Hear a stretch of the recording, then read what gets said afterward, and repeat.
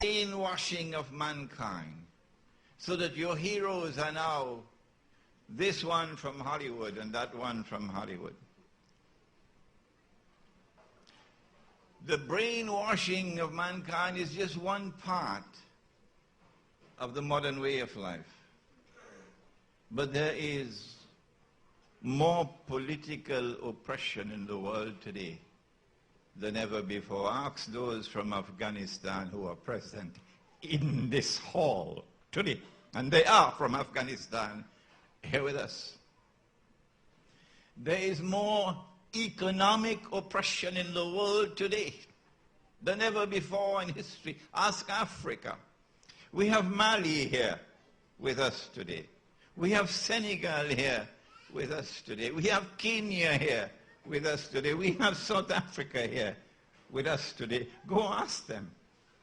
And they'll tell you of Africa, down in the dust, not just poverty, but destitution. And the wealth of Africa is being drained out of Africa by a people whose greed is indescribable. And it's inexplicable. How can a people have so much greed in them that even from the poor, even from those who have nothing, even from them they will suck the last drop of blood? This is not the best of all worlds. This is a world in which freedom is disappearing. This is a world in which slavery is coming back. And we commend Maulana Siddiq Ahmad Nasir for standing up and offering an intellectual challenge to those who today control the world intellectually.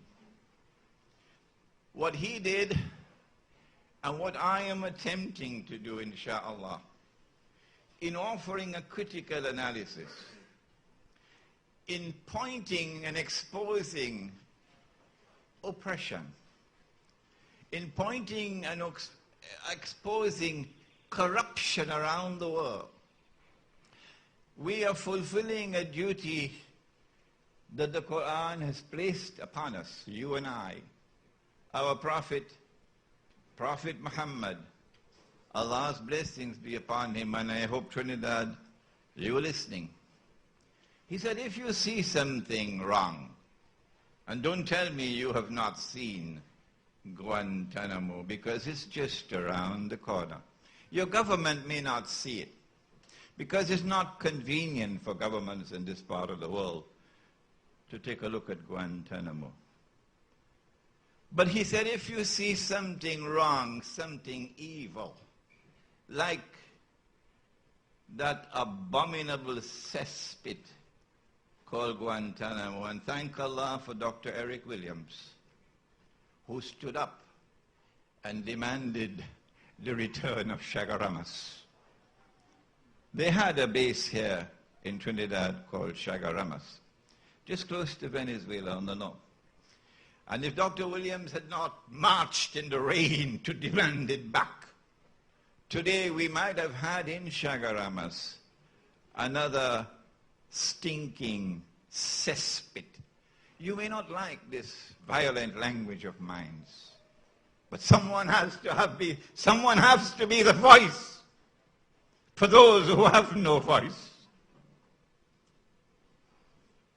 If Dr. Williams had not stood up and declared Massa Day done, today Chagaramas might be a stinking cesspit of oppression and torture.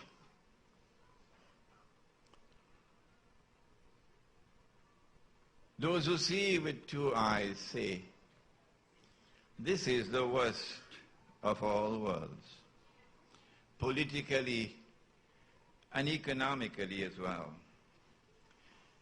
How do we break the chains of slavery that is tightening around us as we proceed with this talk, we'll give you the evidence that the chains of political slavery are tightening.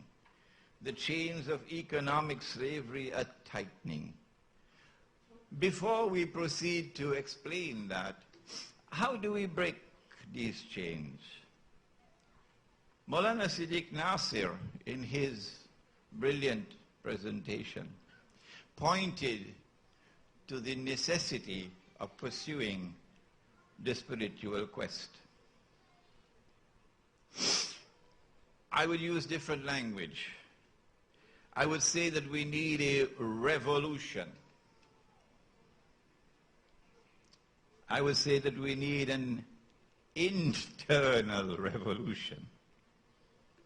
I would say we need an internal spiritual revolution. And you don't need to go to Azhar University for that. In fact, that's the last place I'll go for it. Malcolm X never went to Al-Azhar. Malcolm X could not speak Arabic. But Malcolm X was a man who was internally free. He was not a house slave in a White House. No.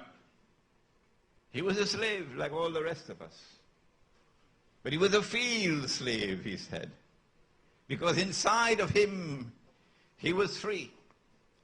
And if we are to be a free people, if we are to recover freedom, in order to pursue the quest for political freedom, in order to pursue the quest for economic freedom, which we will be explaining this afternoon, the first thing we have to do, Trinidad and Tobago, is to be internally free, to pursue an internal spiritual revolution. And if your corner church or temple cannot lead you to it, come to Islam. Come to Islam. Come to those who are not afraid to stand up, to point to the oppressor and declare him to be an oppressor. This is not that presentation of Islam that they like in the media, that they like on television. The radio stations love that kind of Islam. Our foreign guests, of course, would not know what I'm talking about. But those who went to school here in Trinidad would know that in ABC, we had a rhyme for that kind of Islam. Pata cake, baker's man. As fast as you can. No. No Trinidad and Tobago. You're not going to get pata cake, baker's man. Not from the students of Maulana Fadl Rahman Ansari, rahimahullah. If you see something wrong, something false, said the Prophet of Allah, change it with your hand. The Security Council of the United Nations could respond anyhow they want. But you cannot change the word of Muhammad sallallahu alayhi wa sallam. Change it with your hand. And we're going to try to do that to the extent that we have the capacity to do it. Change it. If we could do that in Trinidad, we could change this country that is collapsing. We are not a people who judge progress by lofty buildings and multi-million-dollar stadiums. They could do that. But we judge progress with a different measuring rod. We judge progress by the security of the society. How secure are you? Can you go to work and leave your wife at home? We judge progress by the stability of the family.